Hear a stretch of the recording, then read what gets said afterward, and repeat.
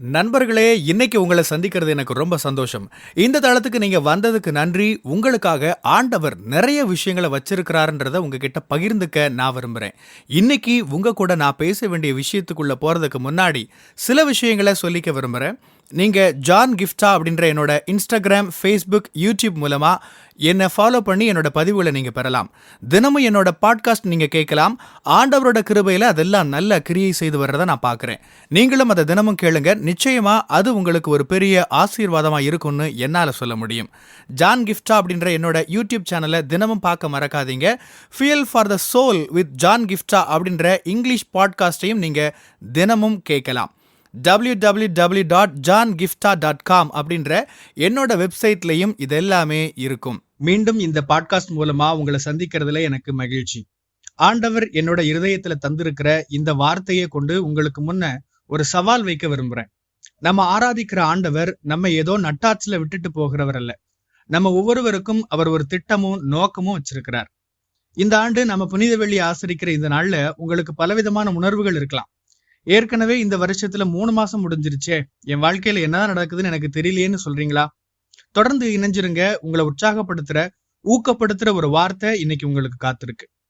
இன்னைக்கு உங்க கூட இயேசு சிலுவையில சொன்ன 5வது வார்த்தையை பத்தி பேச விரும்புறேன். இயேசு சொல்றாரு, நான் தாகமாய் இருக்கிறேன். லெந்து நாட்கள்ல பரிசுத்த வாரத்துல நம்ம எப்போதும் தியானிக்கிற நமக்கு பரிச்சயமான ஒரு வேத பகுதி தான் இது. யோவான் 19ஆம் அதிகாரம் 28ஆம் வசனம். அதன் பின்பு எல்லாம் முடிந்தது என்று இயேசு அறிந்து வேத வாக்கியம் நிறைவேறத்தக்கதாக தாகமாய் இருக்கிறேன் என்றார். இதுல முக்கியமா நம்ம கவனிக்க வேண்டியது வேத வாக்கியம் நிறைவேறத்தக்கதாக. வெவ்வேறு மொழிபெயர்ப்புகள் வெவ்வேறு விதமா சொல்லுது. ஆண்டவருடைய வார்த்தை நிறைவேறத்தக்கதாக, ஆண்டவருடைய வாக்குத்தத்தம் நிறைவேறத்தக்கதாக. அதற்காகத்தான் நான் தாகமாயிருக்கிறேன் அவர் சொன்னார். நான் தாகமாயிருக்கிறேன். அவர் உடல் அளவுல எவ்வளவு வாடி போயிருப்பாரு, மனதளவுல எவ்வளவு வாடி போயிருப்பாரு, அவரோட உணர்ச்சியில எவ்வளவு வாடி போயிருப்பாரு. ஆவிக்குரிய விதத்திலையும் அவர் நொந்து போயிட்டாரு. ஏன்னா முழு உலகத்துடைய பாவமும் அவர் தோள்கள்ல சுமத்தப்பட்டது. அவர் மிகவும் சோர்வா வாடி போயிருந்தாரு, காட்டி கொடுக்கப்பட்டிருந்தாரு, காயப்படுத்தப்பட்டிருந்தார். நிறைய எதிர்மறையான சூழல்கள், வேதனை, குழப்பம், அவமானம், இது எல்லாத்துக்கு நடுவிலையும் வேத வாக்கியத்தை, தீர்க்க தரிசனத்தை, வாக்கு தத்தத்தை நினைவுல வச்சிருந்தாரு. அது நிறைவேறணும்னு அவர் பிரயாசப்பட்டாரு. சங்கீதம் 22:15 பாருங்க. என் பலன் ஓட்டை போல் காய்ந்தது, என் நாவு மேல்வாயோடே ஒட்டி கொண்டது, என்னை மரணத்துளிலே போடுகிறீர். இந்த தீர்க்க தரிசனத்தை நிறைவேற்றுறதுக்காக நான் தாகமாய் இருக்கிறேன்னு இயேசு சொன்னாரு. இயேசு ஒரு கடினமான சூழல்ல இருந்தார். அவர் அனுப்பப்பட்ட நோக்கத்தை நிறைவேற்ற தன்னை அர்ப்பணிச்சிருந்தார். ஆண்டவரோட சித்தத்தோட அவர் இணைந்து செயல்பட விரும்பினார். ஆண்டவரோட தீர்க்க தரிசனத்தோட ஒத்து போனாரு. ஆண்டவரோட சித்தம், விருப்பம், திட்டத்தை நிறைவேற்ற அவர் விரும்பினார். தன்னோட சூழல் அவ்வளவு மோசமா இருந்தாலும் கூட அவர் அதை செஞ்சார். ஆண்டவருக்கு ஒரு பணி இருந்தது போல உங்களுக்கும் ஒரு பணி கொடுக்கப்பட்டிருக்கலாம். ஆண்டவருக்கு ஒரு நோக்கம் இருந்தது போல உங்களுக்கும் ஒரு நோக்கம் கொடுக்கப்பட்டிருக்கும். நீங்க இங்க இருக்கிறது தற்செயலா இல்ல. உங்களோட பெற்றோர்கள் தற்செயலா சேர்ந்ததுனால நீங்க இங்க வந்துடல. நீங்க ஆண்டவரோட திட்டத்தின்படிதான் இங்க இருக்கிறீங்க. அவரோட நோக்கத்தின்படிதான் இருக்கிறீங்க. தற்செயலா நீங்க இந்த செய்தியை கூட கேட்கல.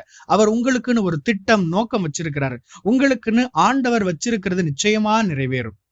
ஆண்டவர் உங்களை அழைத்ததை நிறைவேற்ற இன்னைக்கு உங்களை ஒப்பு கொடுப்பீங்களா? அவரோட அழைப்புல, அவரோட நோக்கத்துல, திட்டத்துல நடக்க உங்களை ஒப்பு கொடுக்குறீங்களா? யோவான் 12:27 பாருங்க. இதற்காகவே இந்த வேலைக்குள் வந்தேன். யோவான் 18:37 பாருங்க. இதற்காகவே இந்த உலகத்தில் வந்தேன். தான் எதற்காக அனுப்பப்பட்டேன் என்பது இயேசுவுக்கு தெரியும். இதற்காகவே அவரோட நோக்கம் அவருக்கு தெரியும். அவருக்கு கொடுக்கப்பட்ட பணி அவருக்கு தெரியும். உலகத்தின் காரியங்கள் அவரை திசை திருப்ப அவரை அனுமதிக்கவே இல்லை. வழி விலகி போகாதபடி தீர்மானம் பண்ணினாரு. ஆண்டோட சித்தத்தை உறுதியா பிடிச்சுக்கிட்டாரு.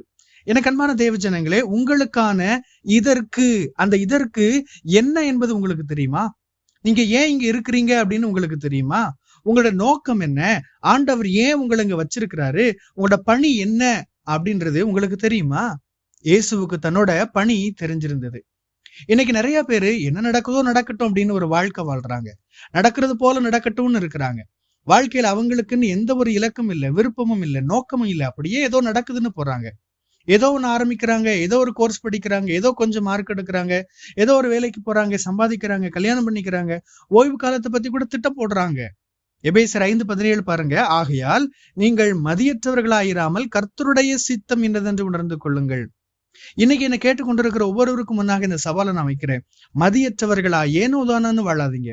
இயேசு இப்படி சிந்தனை இல்லாம இருந்திருந்தாருன்னா அந்த கடுமையான சூழல்ல அந்த வேத வாக்கியங்களை பத்தி, அந்த தீர்க்க தரிசனங்களை பத்தி, அதை நிறைவேற்றுறதை பத்தி அவர் யோசிச்சிருக்கவே மாட்டார். சிலுவைக்கு போறதுக்கு முன்னாடி அவர் அர்ப்பணிக்கிறார். லூக்கா 22 பாருங்க. பிதாவே, உமக்கு சித்தமானால் இந்த பாத்திரம் என்னை விட்டு நீங்கும்படி செய்யும், ஆயினும் என்னுடைய சித்தத்தின்படி அல்ல, உம்முடைய சித்தத்தின்படியே ஆக கடவுது என்று ஜெபம் பண்ணினார். நம்ம எல்லாருமே கடுமையான சூழல்களுக்குள்ளாக போக நேரிடும். நமக்குள்ள கேள்விகள் வரும், சோதனைகள் வரும், புயல் வரும், சந்தேக மேகங்கள் வரும், மலைகள் வரும், அக்கினி சோதனைகள் வரும். அதுக்குள்ள போறதுக்கு முன்னாடியே உங்களை அர்ப்பணிச்சிருங்க. ஆண்டவரே, நான் உங்களோட சித்தத்துக்கு என்ன அர்ப்பணிக்கிறேன்னு சொல்லுங்க. என்னோட சித்தம் இல்ல ஆண்டவரே, உங்களுடைய சித்தம் நடக்கட்டும்னு சொல்லுங்க. சிலுவையில, அதாவது கடுமையான சூழல்கள்ல ஆண்டவரோட அர்ப்பணிப்புல உறுதியா நிக்கிறதுக்கான அடிப்படை என்ன தெரியுமா? அந்த சவால் ஆரம்பிக்கிறதுக்கு முன்னாடியே அந்த அர்ப்பணிப்பை நாம செஞ்சிடுறதுதான். உம்முடைய சித்தம் செய்யப்படட்டும்னு இயேசு சிலுவையில சொல்லல, அதெல்லாம் தொடங்குறதுக்கு முன்னாடியே அவர் சொன்னாரு. காரியங்கள் எல்லாம் சரியா சிறப்பா நடந்துட்டு இருக்கும் போதே என்னோட சித்தம் இல்ல, உங்க சித்தம் நிறைவேறட்டும்னு அர்ப்பணிச்சிருங்க. அப்படிதான் இயேசு செஞ்சாரு. அதனால தான் சூழல்கள் கட்டுப்பாட்டை மீறி மிக மோசமா போயிட்டு இருந்தப்பவும் கூட அவரால ஆண்டவரோட நோக்கத்தை, சித்தத்தை, வேத வாக்கியத்தை, ஆண்டவரோட திட்டத்தை நிறைவேற்றுறது பத்தி யோசிக்க முடிஞ்சது. எவரெஸ்ட்ல ஏறுறப்ப என்ன சொல்லுவாங்க தெரியுமா? நீங்க முக்கியமா எடுக்க வேண்டிய முடிவுகளை தரையிலேயே பேஸ் கேம்ப்ல இருக்கும் போதே எடுத்துக்கோங்கன்னு சொல்லுவாங்க. ஏன்னா மேல போனப்புறம் சூழல்கள் கடினமா இருக்கும். அப்படியான சூழல்ல முக்கியமான முடிவுகளை எடுக்க முடியாது. ஏன்னா உடல் ரொம்ப சோர்ந்து போகும். அதே தான் சொல்றேன், கடினமான சூழல்களுக்குள்ள நீங்க போறதுக்கு முன்னாடியே அர்ப்பணிப்பு செஞ்சிருங்க. நான் ஆண்டவரோட திட்டத்தை நிறைவேற்ற போறேன், எனக்குன்னு அவர் வச்சிருக்கிற தீர்க்க தரிசனங்களை நான் நிறைவேற நான் ஒத்துழைக்க போறேன்னு சொல்லிருங்க. இயேசுவுக்கு இருந்தது போலவே உங்களுக்கும் ஒரு திட்டமும் நோக்கமும் பணியும் ஆண்டவர் கொடுத்திருக்கிறாரு. அதை நிறைவேற்ற நீங்க தீர்மானம் எடுங்க. ஏர்போர்ட்ல போய் வர்ற எந்த விமானத்திலையும் ஏறுவோமா? இல்ல. நாம போக போற இடத்துக்கு எந்த விமானம் போகுமோ அதை நாம தேர்வு செய்வோம் இல்லையா? ஒரு விமானம், ரயில், பஸ் இதெல்லாம் தேர்வு செய்யறப்ப எவ்வளவு கவனமா இருக்கிறோம் அப்படின்னா ஆண்டவருடைய சித்தத்தை நிறைவேற்ற தீர்மானிக்கிறதுல எவ்வளவு கவனமா இருக்கணும் நாம. இயேசு தீர்மானங்கள் எடுத்துட்டு சிலுவைக்கு போனாரு. ஒருவேளை அவர் நினைச்சிருந்தாருன்னா அதுல இருந்து தப்பி இருக்க முடியும், தூதர்களை கூப்பிட்டு தன்னை விடுவிச்சிருக்க முடியும். அப்படி செய்யாம உறுதியா இருந்தாரு. சங்கீதம் 22:18, என் வஸ்திரங்களை தங்களுக்குள்ளே பங்கிட்டு என் உடையின் பேரில் சீட்டு போடுகிறார்கள். இது இன்னொரு தீர்க்க தரிசனம். இது யோவான் 19:23 நிறைவேறுது. ரோம போர்ச்சேவகர்கள் இயேசுவின் உடைக்காக சீட்டு போட்டு பங்கிட்டுக்கிட்டாங்க. முந்தின தீர்க்க தரிசனம் பாருங்க, ஆண்டவர் தாகமா இருந்தாரு. தாகம்னு சொல்றப்ப அது தன்னிச்சையானது, நம்மோட கட்டுப்பாட்டுல இல்லாதது.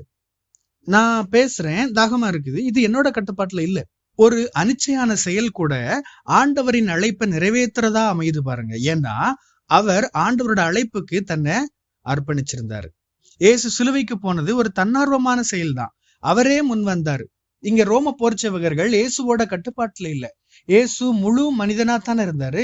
அந்த போர்ச்சேவர்களோட செயல்பாடுகளும் ஆண்டவரோட தீர்க்க தரிசனங்களோட நிறைவேறுதலா இருந்துச்சு பாருங்க. இயேசுவின் வாழ்க்கையில ஆண்டோட திட்டம் எப்படியெல்லாம் நிறைவேறுதுன்னு பாருங்க.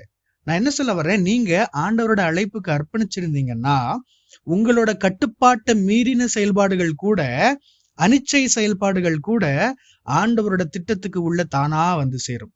பிலிப்பியர் 1:20, நான் ஒன்றிலும் வெட்கப்பட்டு போகாமல் எப்பொழுதும் போல இப்பொழுதும் மிகுந்த தைரியத்தோட ஜீவனால் ஆகிலும் சாவினால் ஆகிலும் கிறிஸ்தியன் சரீரத்தினாலே மகிமைப்படுவார் என்று எனக்கு உண்டாயிருக்கிற வாஞ்சைக்கும் நம்பிக்கைக்கும் தக்கதாய் அப்படி முடியும். வாழ்விலும் சாவிலும் ஆண்டவருக்கு மகிமை கொண்டு சொல்றார்.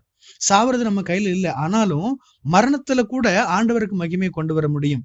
உங்களோட கட்டுப்பாட்டுல இல்லாத விஷயங்கள்ல கூட ஆண்டவர் கட்டுப்பாட்டுல வச்சிருக்கிறத பார்க்க முடியும். எப்ப?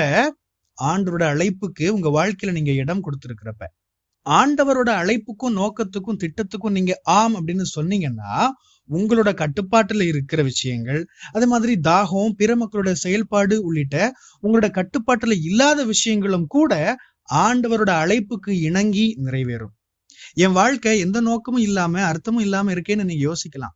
நான் நினைக்கிற மாதிரி எதுவும் நடக்கலையேன்னு நீங்க நினைக்கலாம். ஆண்டவரோட வாக்குத்தத்தம் இப்படி இருக்கு, ஆனா என் வாழ்க்கை எப்படி இருக்குன்னு பாருங்க ஜான் நீங்க சொல்லலாம். வார்த்தையினால உலகத்தை படைச்சவர், எல்லா நீர்நிலைகளையும் உருவாக்கினவர் சிலுவையில சொல்றாரு, தாகமா இருக்கிறேன். முரண்பாடா தான் இருக்குது.